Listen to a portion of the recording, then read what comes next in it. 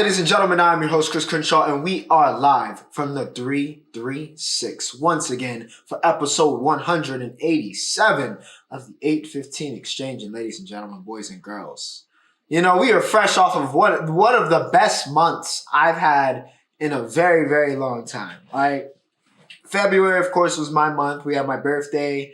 We had, the Super Bowl. We had Black History Month. We had a bunch of great things happen for me last week, or last month. Last week was hectic, though, I will say. But it was a great month for me. Hope it was a great month for you. It is now March, which is National Women's Month, I believe. So congratulations to all of the women, or should I say, shout out to all of the women around the world and the women watching today's episode here, episode 187. But yes, welcome to March. Hopefully we can keep the momentum going. Of course, we got plenty to talk about today. We got the NFL Combine. We've got Dune 2. Oh my gosh, we're going to talk about what Diddy did on that.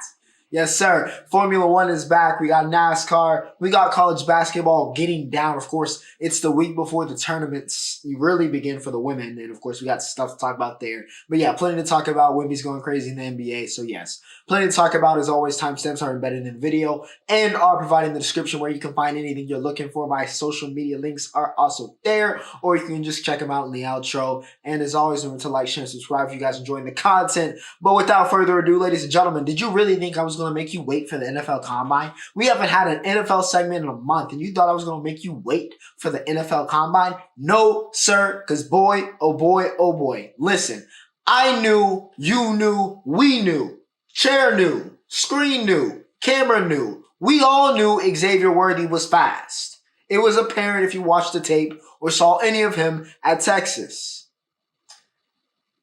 I did not know this man was going to. Now, I was like, yo, he might get 4.2s, right? But I was like, okay, probably low 4.3s. Some close, a little bit faster than 80. I thought he was faster than 80, who we're going to talk about, by the way, along with the rest of the receivers.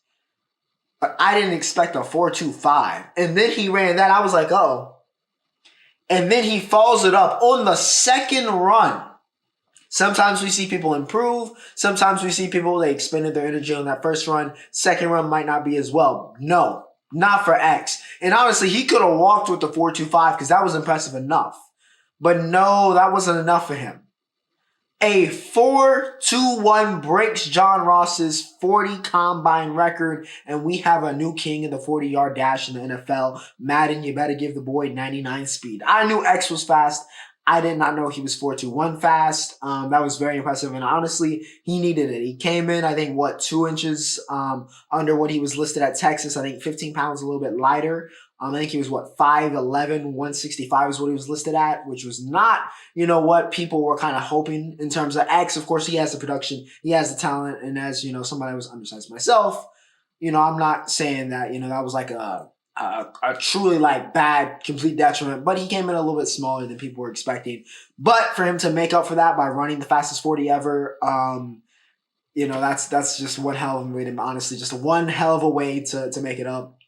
Walks off after that, says, I'm not doing any more drills. This was it. 4-1. You don't have to do anything else. He says, the tape sees, I'll see you my pro day. Shout out to X. And yeah, hook 'em horns. Congratulations to Xavier Worthy. That was phenomenal.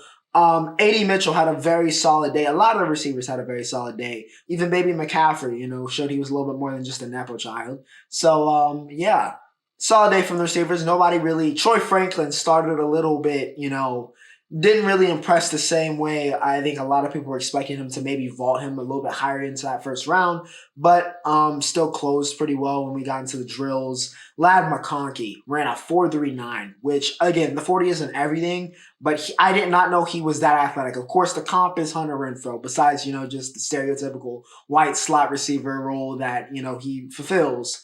But a lot of Hunter Renfrow in his game, but he appears to be, a little bit bigger than Renfrow, a little bit more athletic. I think that could, extend a little bit maybe the ceiling that Ladd McConkey has. Very, very, very, very impressive. Also did well, of course, in the little gauntlet drill, so which is one of my favorite drills to watch.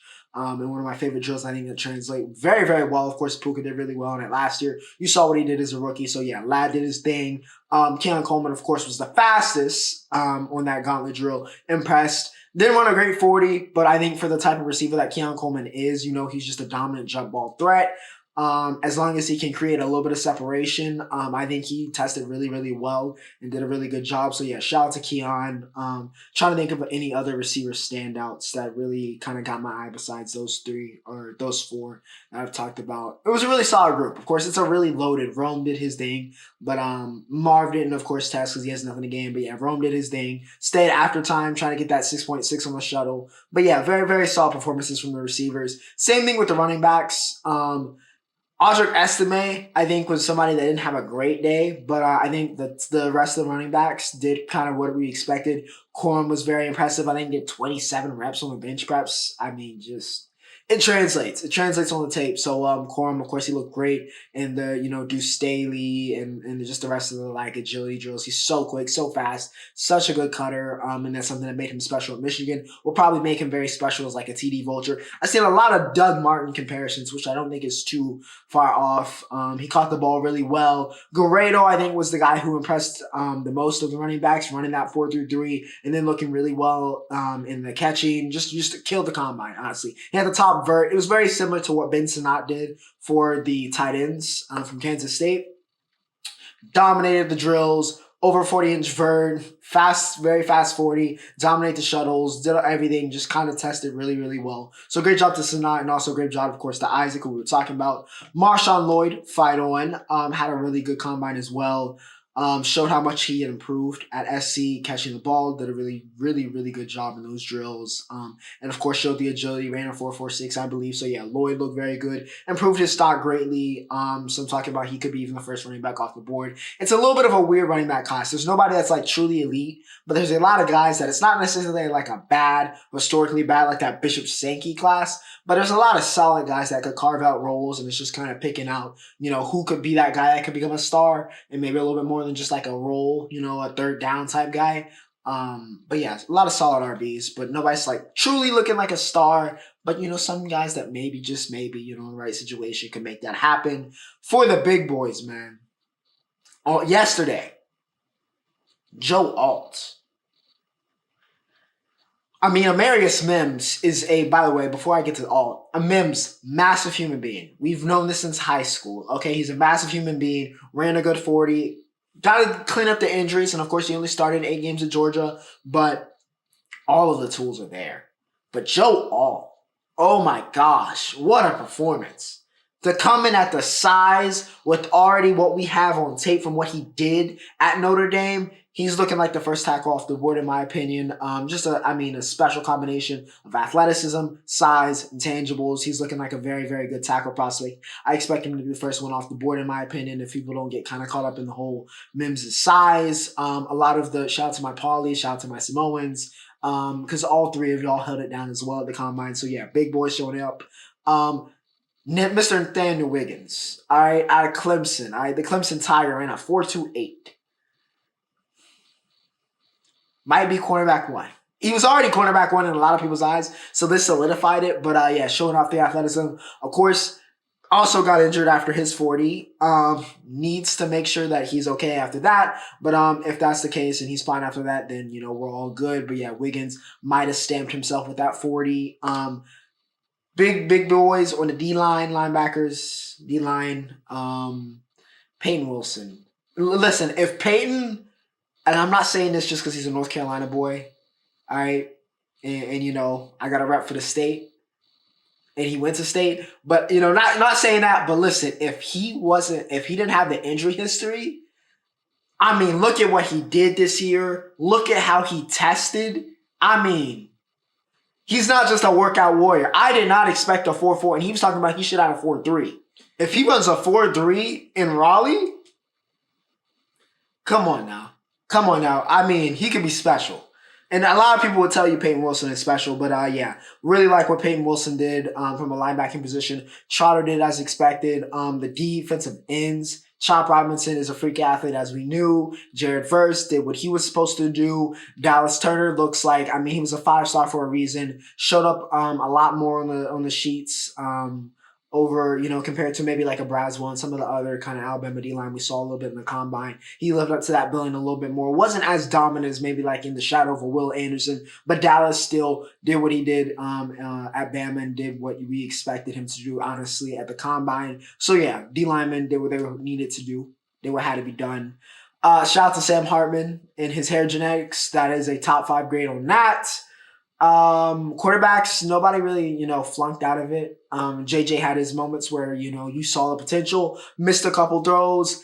Penix looked solid all around. I think the big thing for him this weekend was that his physical checked out, because that's the thing, multiple torn ACLs, the shoulder injuries, 4, season-ending injuries is a big thing.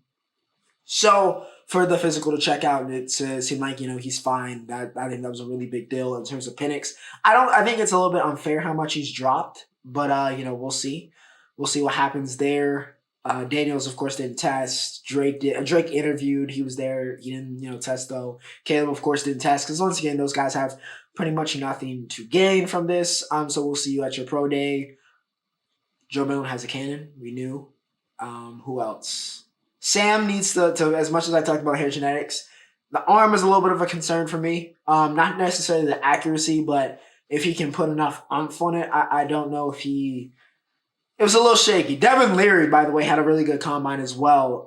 The play wasn't great at Kentucky, but he had a really good combine. But that'll be interesting to see how much he rises from that, if that becomes like something gets stuck on. So we'll see. But yeah, it was the NFL combine, great 40s, we have the workout warriors, but I think we had a good mix of guys that tested really well, but also have really, really good tape. So, yeah, it's going to be very interesting to see kind of how this reverberates and changes up draft boards as we get closer and closer to April. But like I said, ladies and gentlemen, that was the NFL Combine. All right, CBB. All right, college basketball. We here. Men's game. Men's game first. We have some stuff to talk about, of course, in the men's game. Kansas. How are they a top? I really don't understand. I feel like every time I know they play in the Big 12 and it feels like they play they do play a ranked opponent pretty much every week, but my goodness, how many losses? How many losses in these games? Every time I click to look at you on the ticker or on my app or on the TV, Kansas is losing, but they only have 8 losses. It feels like they have double digits. It feels like they're Kentucky, honestly, more than, what the record says. It's kind of remarkable, but yeah, Kansas took 2 L's this week. Most notably, of course, on this weekend against Baylor in a really big game. They needed this one, but they didn't get it. 4 starters in double figures for Baylor. Of course, Dennis led them with 19 and 10. None had 18, and Missy, who started the game off with a bang, the bunnies that boy has is different. 17 in this game. Kevin McCullough, as always, was Mr. Consistent. He had 20. Hunt had 20 as well, but that was not enough for the Jayhawks. No raw chalk here. All Baylor Bears, they get it done. 82-74. Huge win there. Brilliant momentum towards that Big 12 tournament, which is going to be a little bit of a bloodbath, in my opinion. Creighton gets it done versus Marquette. Of course, Marquette is playing without Kolek. I believe he has like an oblique or quad injury currently, so that's why he's out. Of course, we had a lot of speculation that, kind of incorrect report about him not having the grades and him being like academically ineligible or something about that, but apparently it was like an actual injury. But yeah, no Kolek, no Oso as well. So Marquette playing a little bit of a man down here against Creighton, and Creighton took advantage. Shireman took over at the end of this game and just kind of put it to bed. He had a monster game, 26 and 16. Kalkbrenner, who's the usual star, 19 points and 5 blocks. It was a great game from Kalkbrenner. Of course, Shireman, he took control, but Kalkbrenner, once again, was very effective, and that's, of course, the key for Creighton. He's been the guy for a while, it seems, there, and he is still, in fact, that guy. Caleb Jones had 23 and Joplin had 21, but like I said, this Marquette team, listen, missing 2 key pieces against another really good team. It's going to be kind of tough to overcome. And yeah, Marquette takes the loss. Might drop them out of the top 10. Might move them down to like 9 or 10. We'll see. But yeah, good one for Creighton. Tennessee and Bama.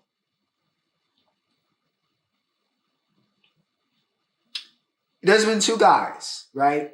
We've heard Dalton Connect, who had a monster game versus Auburn, 39 points earlier in the week. And we've heard Mark Sears, right? That's been the SEC Player of the Year race. Connect taking a little bit more of the national attention. Sears going a little bit under the radar, but if you look at the numbers, my God.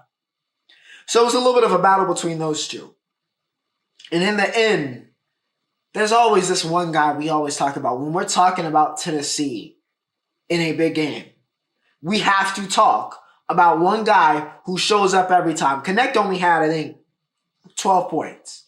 But Zakai Ziegler, every time, every time, delivers.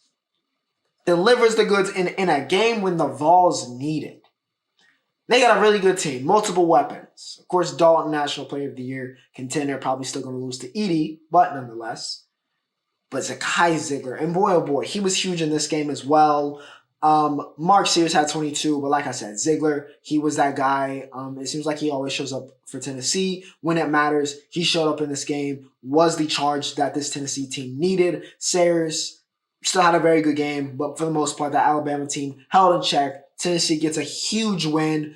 I mean, a win versus Auburn this week, a win versus Alabama. They are looking like, hey, going into the SEC tournament, they have a very, very good chance of wrapping up a number one seed, which I think would go a really long way in terms of kind of matchup creation for Tennessee. Because I think a lot of what the NCAA tournament, which it always is, but I think especially this year, a lot of it's going to be matchup based in terms of who wins, who makes a run. So yeah, very, very big week for the Tennessee Vols. They get it done. Shout out to Zakai Ziegler. Gonzaga.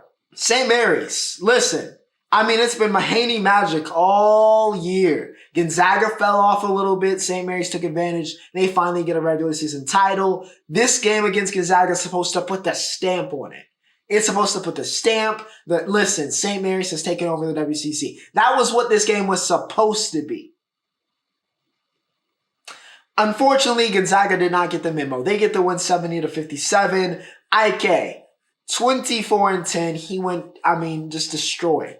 Was in a different realm. All right, from St. Mary's. Couldn't stop him.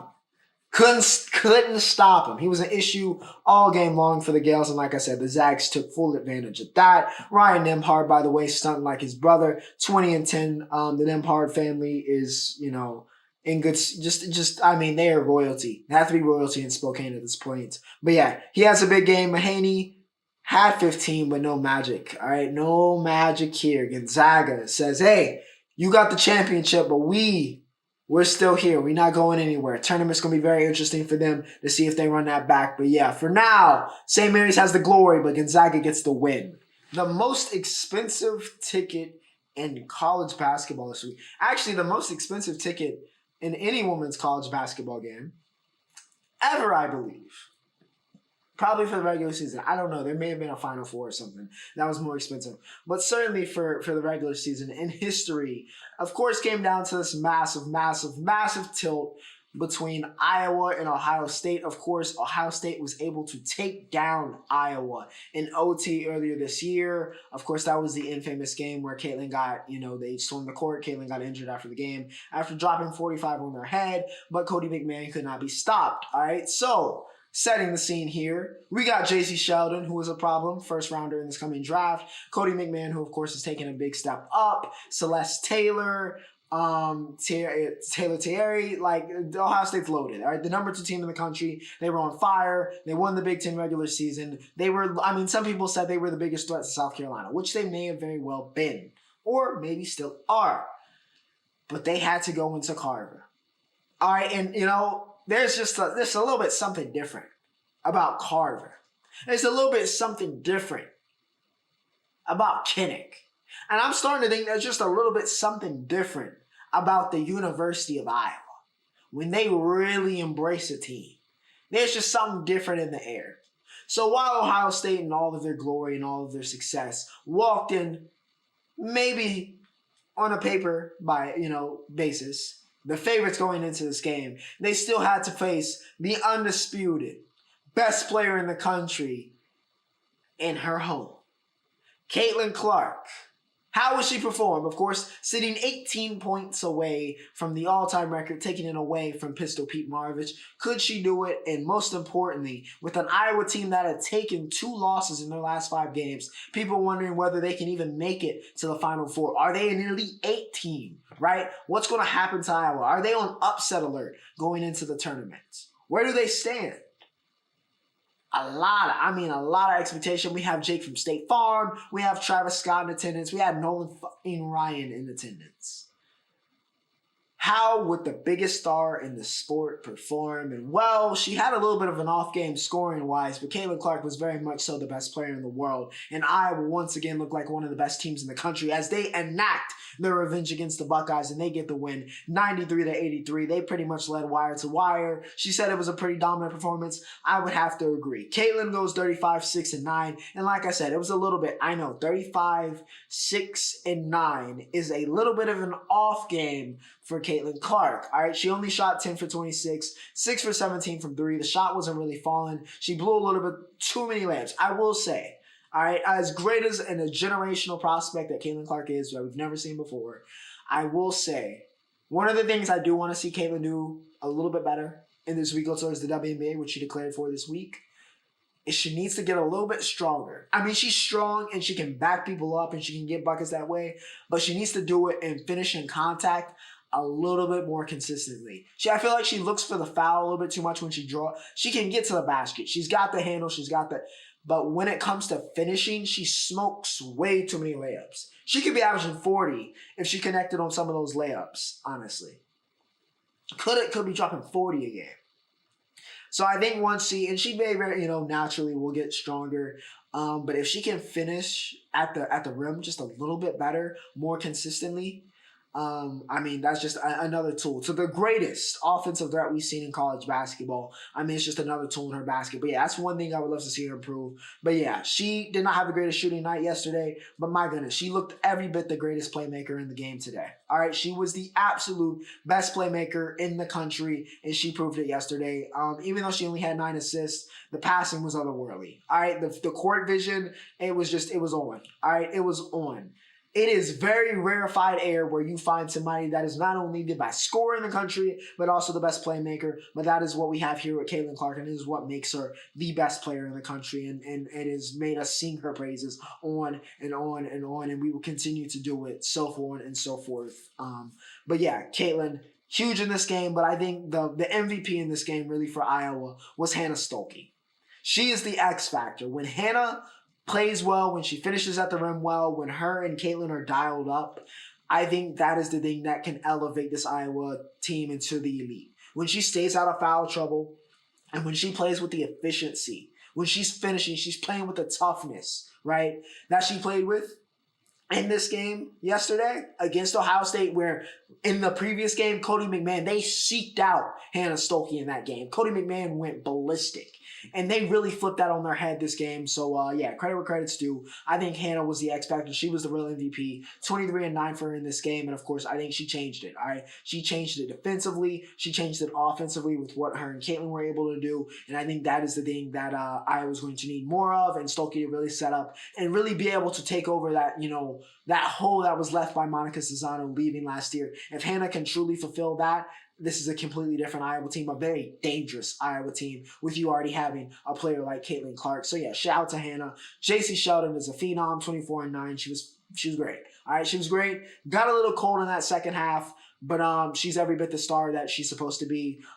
Cody was only held to 10 points. I think that was huge. Foul trouble, and a lot of people will say, oh, that was a tech that, Caitlin broke the scoring record on in the first half, which, sure, fine. She'd have broken anyway. Doesn't really matter. And, of course, there was a little bit of home cooking, but I think Ohio State didn't play as well as they could have, and I think that was a little bit because they were playing at Carver. I think Carver just kind of had that effect on them. They didn't play as clean. They played a little bit sloppy. Shots weren't falling. I think they just didn't seem off, and Iowa was on. All right, Iowa's Kate Martin. Everybody was on. All right, they were determined to win this. They were determined. It was senior day. They weren't losing this game. All right, they just had that feeling from the start and the atmosphere that Iowa was not going to lose this game, and Ohio State, unfortunately, just didn't have it. All right, they just didn't have it on Sunday.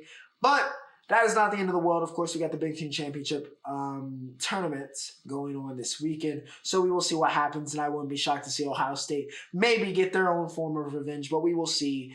Women's college basketball is popping as ever, and we continue it on. Notre Dame took on Louisville, really, for supremacy here in the ACC. Hannah Hidalgo is, in fact, still her, 26-8-4-6. Honestly, her and Juju should just be co-national freshman of the year. You know how we did with Paige and Caitlin that 4 years ago? Same thing. It's the same thing. All right, they've both been ridiculous. All right, historically great for freshmen in a way that we really just haven't seen for 4 years. Yeah, I mean, just special. All right, the girl is special. Sonia Catron, by the way, we don't talk about, or Citron, should I say. We don't talk about Sonia a whole lot. A lot of Hidalgo headlines. Well deserved, but Sonia is the other thing that makes this Notre Dame go. It makes them dangerous. So shout out to her. She had 17 in this game, was a big factor for the Fighting Irish, and they get the win against the Cardinal and take some supremacy here in the ACC. Speaking of the ACC, the team at the top of the ACC, the reigning champions of the ACC, the Virginia Tech Hokies, had the worst thing happen, and they're hoping and praying that Elizabeth Kitley is okay. All right, because on paper you're seeing, listen. G hit 8 threes in this game, went 8 for 15 from 3 and had nearly 40, had 39 in this game versus Virginia. You're thinking, okay. But Kitley did have to leave in that third quarter, and I think that's a part of the reason why G had to score that much. And listen, VTech just kind of ran out of gas. And besides Amore and Kitley in this game, nobody else really had anything resembling a good game, and Virginia made them pay. Kai Moore and Johnson had 21 and 8, and the Cavs get a huge upset over their rivals from Blacksburg, 80-75. Liz had 20 and 9 before that injury. And yeah, that obviously changes the game. She's one of the best players in the country, an All-American. So yeah, with Lizzie gone, Virginia was able to make them pay. So credit where credit's due. It's a big win. We'll see if they can build momentum as we get to the tournament here. That is here in Greensboro. Might make an appearance. We'll see. I do have to go to Charlotte this weekend, so I don't know. It'll be kind of a little hairy, but we'll see if we can make something happen maybe on Sunday. But yeah, for that, Virginia gets the win, 80-75. We will see though. Tournament is going to be fun. All right, the tournaments in college basketball it's always a fun time. But I think women's college basketball, with the way it's been this year, it's going to be very, very, very, very interesting. With that said, ladies and gentlemen, of course, we have reached entertainment. Denis Villeneuve is a genius. He's a genius. He is a genius. Denis, I love you. I love you. I just want to say that before I even start talking about it, which is right here, right? I love you. Okay? And by the way, spoiler alert. Spoiler alert. So if you haven't seen Dune 2 yet, first off, go see it. I'm giving a co-sign before you even start talking about it. Go see it.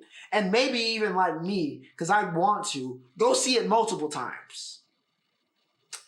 But then you're a genius. You're a genius, my brother. All right, but spoiler alert for those that haven't seen it. You're gone. All right, we're going to talk about it. He's him. Paul Artriedes. Mardin. Listen al Gad.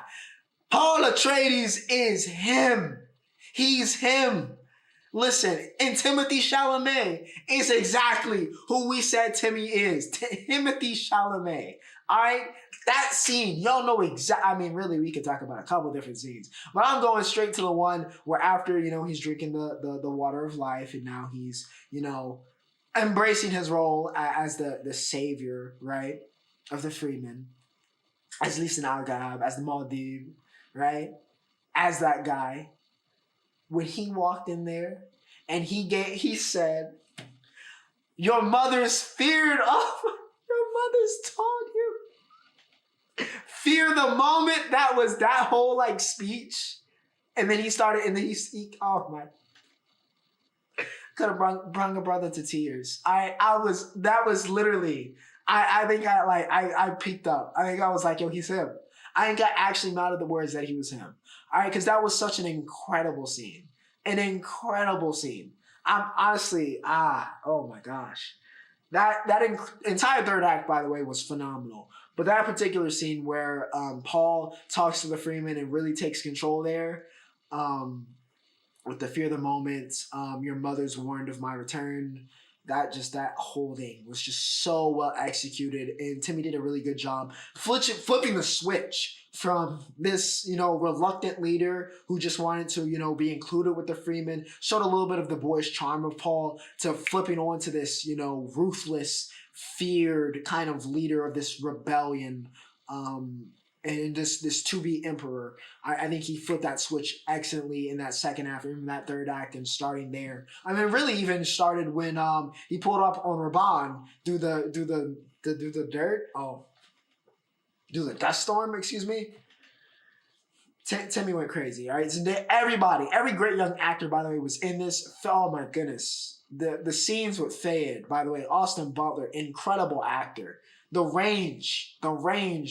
He fell into that role as Fade. Fade was really, really, really, really, really well done.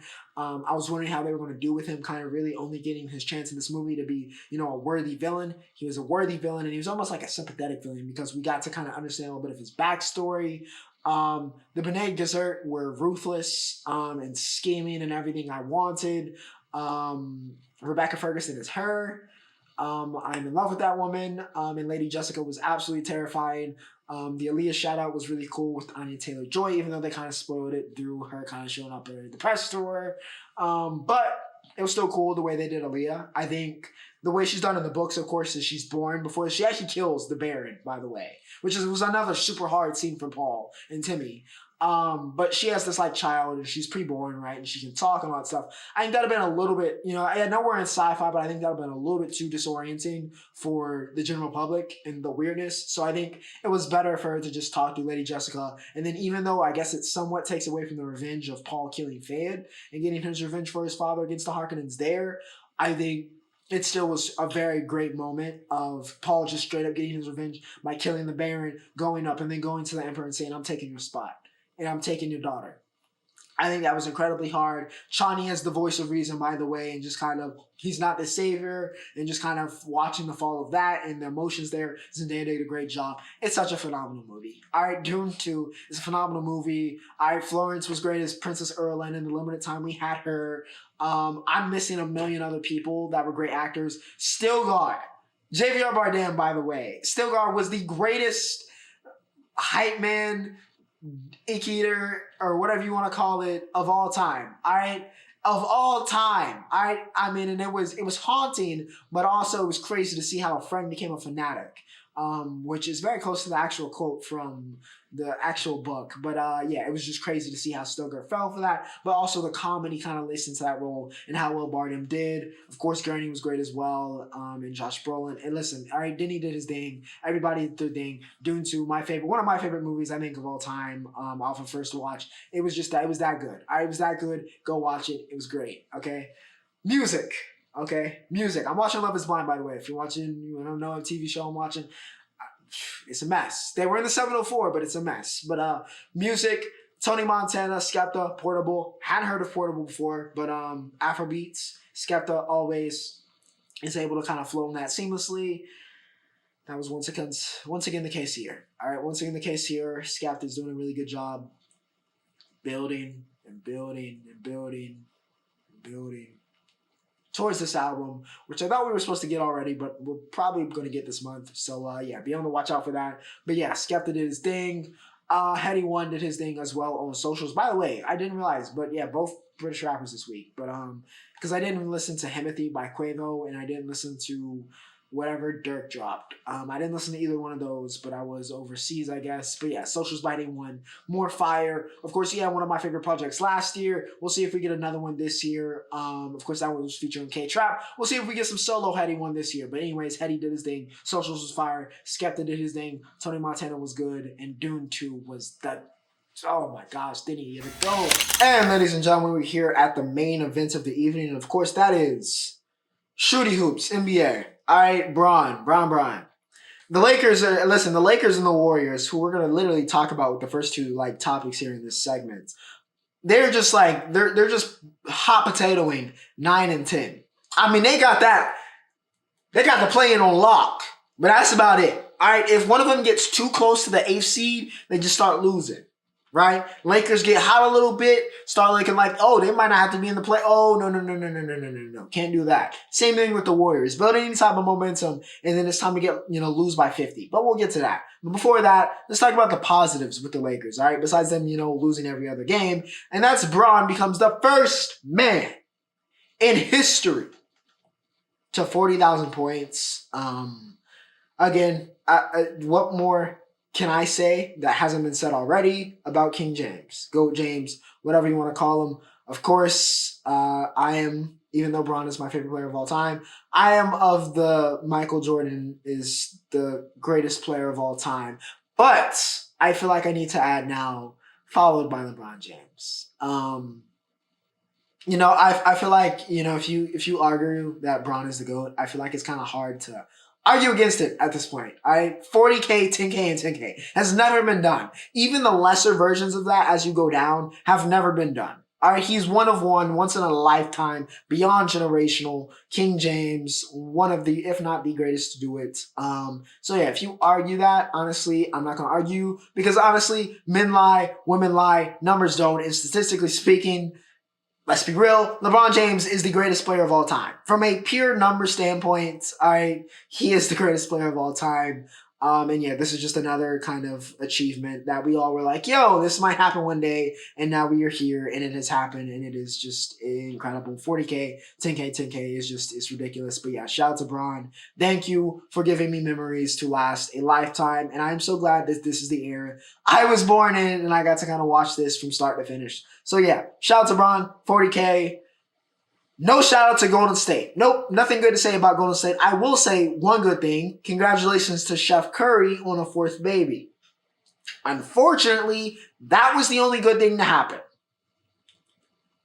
I don't know if the Boston Celtics are just tired of NBA Twitter disrespecting them or what it was, but they didn't have to do what they did to the Golden State Warriors yesterday.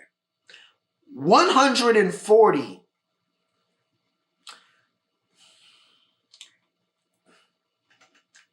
to 88. That is a 52-point win. You know how mad you got to be at somebody to beat them by 52? I mean, to even put up 140 in regulation. I know we're in advance, we're scoring a little bit more in this era, but 140 in regulation and you beat them by 82? Why did the Celtics treat them like the Pistons yesterday? I mean, good gracious. Beat the piss off them. JB only had 29. It wasn't like Tatum or Brown went for like 50 balls apiece. No, just completely team basis dominated.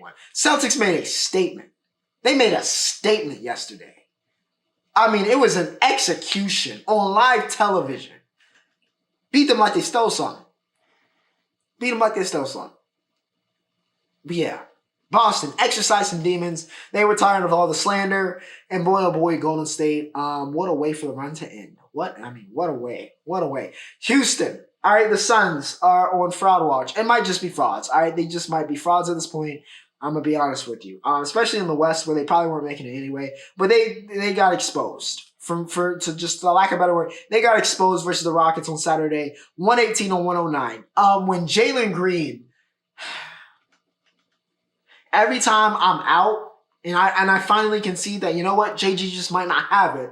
He does something like this, and I'm like, listen, if Jalen Green can be more consistent with this, and I'm not saying he has to go for, if he wants to go for 34 every game and become that type of player that we once thought he could be, then sure, if he wants to be mini Kobe. But listen, if he could just be more consistent and more consistently efficient, the ceiling for this Rockets team, which has still gotten way better than they were last year. All right, which is still saying something even though they're under 500 because they were with the Pistons. All right, they were where the Wizards are. All right, now they're a little bit better. But by goodness, if JG could do this more consistently, it is just a different Rockets team. And they are one of the most funnest teams to watch when he is on because they just flow so well. I just wish Jalen Green could play like this all the time. All right, because it's just, oh man, the Rockets could be my favorite team in the watch. That's how good they are. That's how much fun they are to watch. And splintered. I don't know if it was Bradley Beal doing what he did, tried to pull a Matt Barnes, or actually ended up pulling a Matt Barnes on Kobe, on Jalen Green, and just kind of the whole situation that went down there. I don't know if it was that pissed him off and JG decided to go off, or what it was, but the boy was in a different place. 34-9 for him. FEV had 24-11. Sengun continues to be one of the most improved players in the league. 21-10. KD had 30. Book had 24. Hell, Royce O'Neal had 20 and 10. But when Bradley Beal, the other, piece of that supposed big three, just disappears from the game, I think got ejected, by the way, after what happened with JG. It's going to be kind of rough for y'all. And I think the Suns got exposed a little bit for just not being good enough. They're just not good enough. They can't get to that different place. Simply put. Very talented. Book is great. KD is obviously KD, but they just can't get to that level. They just can't.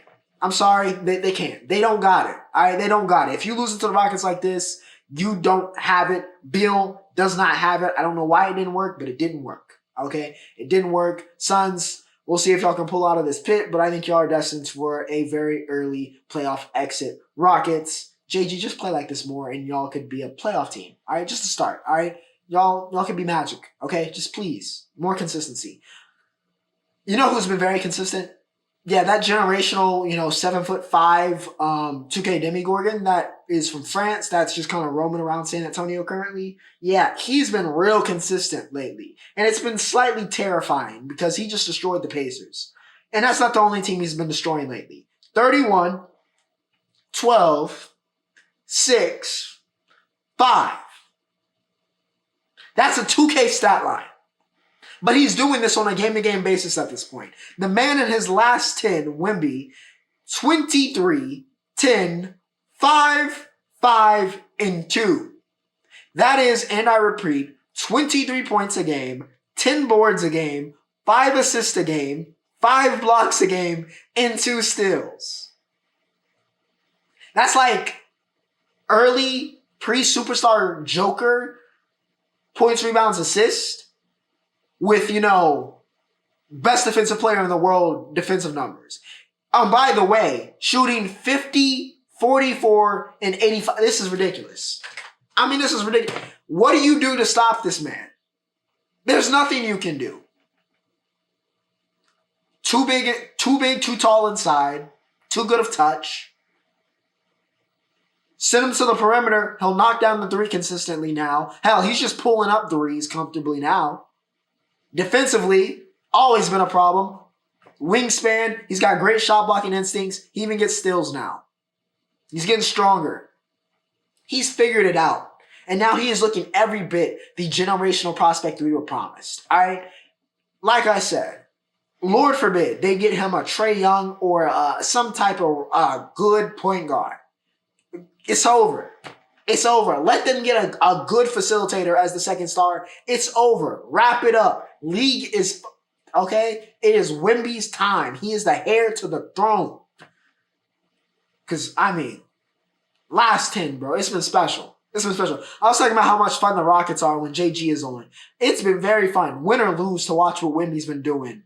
It's been great entertainment value for the past couple weeks, all right? Because he's just been that guy since the All-Star break. And you could see it start to shift before the All-Star break, but man, since he's come back, he has been every bit that generational prospect. So yeah, we'll see. But Wemby is looking very much though like Wemby. And with that said, ladies and gentlemen, that brings us to the Roundup, where we're going to talk about another generational prospect. Of course, F1 returned with the Bahrain Grand Prix. And while Prima failed their potential generational prospect in F2 this week, it was not great, but, credit to Kimi for driving that, whatever that car was that Prima put out. And congrats to Zane for dominating. But in F1, it's pretty much looking like last year, maybe even worse. Max Verstappen gets a clean break out the broomsticks sweep at Bahrain. He had the fastest lap. He won qualifying. He led every single lap. And oh, by the way, he won again for the 8th straight time. We're going on another streak, ladies and gentlemen. He might go 24 for 24. Checo looked good in this, by the way. Checo looked like he deserves to keep his seat in this. Drove very well. And he still finished 14 seconds behind Max.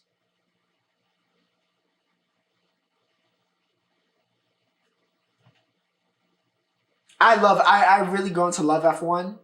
And listen, not Max's fault. It's not his fault that he's this good. And it's not Adrian Newey's fault that Adrian Newey is also a generational engineer. But it kind of sucks.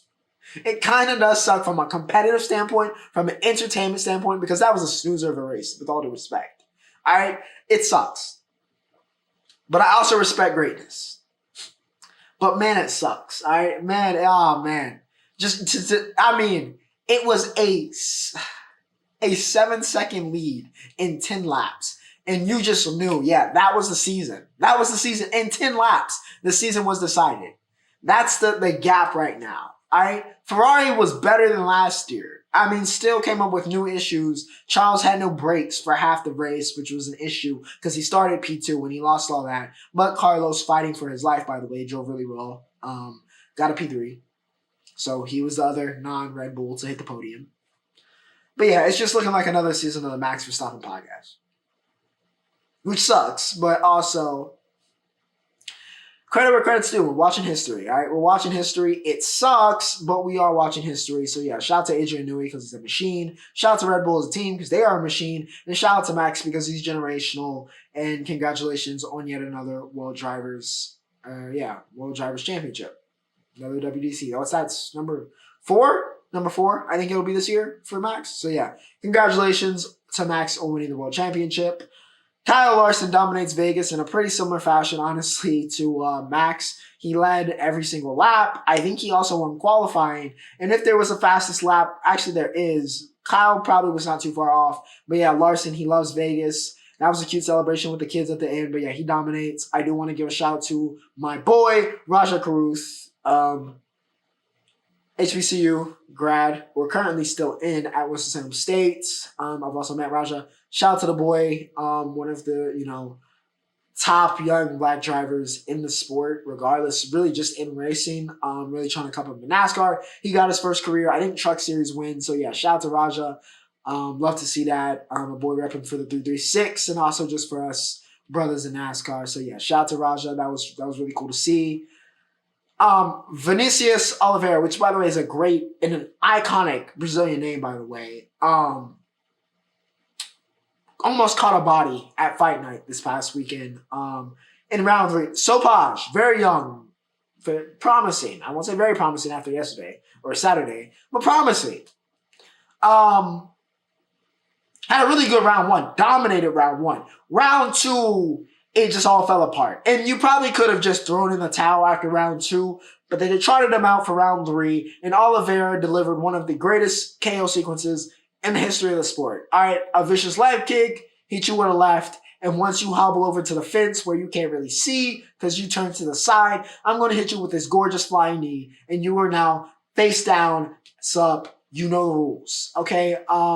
My goodness. All right, so yeah, shout out to Oliveira, vicious KO, one of the knockouts of the year, and maybe one of the knockouts of all time. Of course, this week we have UFC 299, which is another phenomenal card, headlined by Sugar versus Cheeto. Ladies and gentlemen, I think Sugar Sean O'Malley's going to win this. I think he was very competitive in that first fight versus Cheeto before he got injured. I think even now, with both of them getting better, I think Sugar gets some revenge here. We will see what happens, but I think, yeah, Sugar can stay champion at 135, but we will see. We will see. Dustin Poirier versus BSD is very interesting. Does Poirier still have it, or does, Benoit continue his ascent? I think that'll be very interesting. Of course, Holland versus MVP is going to be very entertaining. At the very least, I don't know what it'll be stylistically. I don't even know what it's going to be from a pure, technique. Okay, but it's going to be very interesting. All right, it should be very fun. But yeah, Michael Venom Page makes his UFC debut against Kevin Holland on the main card as well. Burns versus Jack Della Madonna, a big fight for Gilbert. That division's constantly in flux. Gilbert's been so close to that title. Can he gear up for one last run? Beating JDM could build a lot of momentum towards that. We will see, or if he's about to become a gatekeeper to the elite. But yeah, JDM, another big matchup. He beats Gilbert. We start getting into some title talks. And of course, we also have Peter Yan, who needs a win desperately to regain form against Song Yadong. We will see what happens, though. Yadong is always dangerous. But yeah, should be a really good card. And I did not talk about some really, really good fights. So yeah, UFC 299 should be fire. But we will see. We will see. Why do I always have to work, by the way, now during the UFC cards? That's the only thing that sucks about working in sports. Sometimes you miss out on some things. But yeah, I'll try to get to see a little bit of it. And of course, we'll talk about it next week on episode 187 or 188. I think today's 187. Jake. Amanda Serrano was supposed to main event, but she had a hairstyling issue where something got in her carina, or her eye, should I say, and she couldn't fight. So Jake ended up being the main event. He knocked out. Listen, y'all asked for Jake to fight real fighters and do this the way that boxers do. So now he is. So don't get mad when he's fighting bus drivers. You asked for this. All right? He's not going to go straight up to fighting world championship, level contenders because he's obviously not on that level and it'd be stupid. Okay? So you want him to fight real fighters. Here's a real fighter, technically speaking. These same bus drivers that help boost all your favorites' records going into the careers, unless you're Lomachenko and you win a gold medal. All right? You asked for it, so don't be mad. Another round 1 KO from Jake Paul as he continues his ascent of the boxing rankings. But we'll see if, who's next. And yeah, that's what y'all asked for. All right? Don't be upset because it's not a name brand anymore or it's a nobody. This is how it is. This is the game. Welcome to boxing. Let's see. Ryan Garcia is supposed to fight Devin Haney. I don't think that fight's going to happen. Ryan needs help. I like Ryan. I really do. I think he's having a manic breakdown. All right, I think he's manic right now. Just off of the post and the stuff he's doing on social media and the way he's acting, I think he's having a little bit of a manic break. Wifey Michaela Testa publicly is, a choice, but just everything that's going on, the fake death thing, the whole he's manic right now. We know he has mental health issues, so I'm wishing the best. I'm not making fun of him. I think even Devin at this point is a little bit just kind of concerned.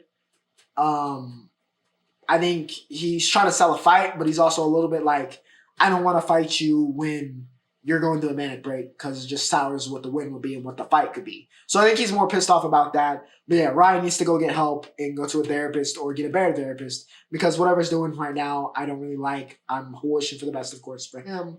And yeah, to briefly talk about soccer. We didn't do too much soccer this week, but we will end on Phil Foden is him, one of the hymns of the week, with the brace in the Manchester Derby. Man United blew it. Rashford, he got clipped a little bit of a dive as well. And that honestly changed the game, even though he scored earlier. But yeah, that changed the game for the worse. And from then it was just all Foden. Haaland gets the cap, the cherry on top, and Man City and Manchester are in fact blue. But without further ado, ladies and gentlemen, I hope you guys enjoyed. That is it. I will see you next week. But for now, Ocho signing off.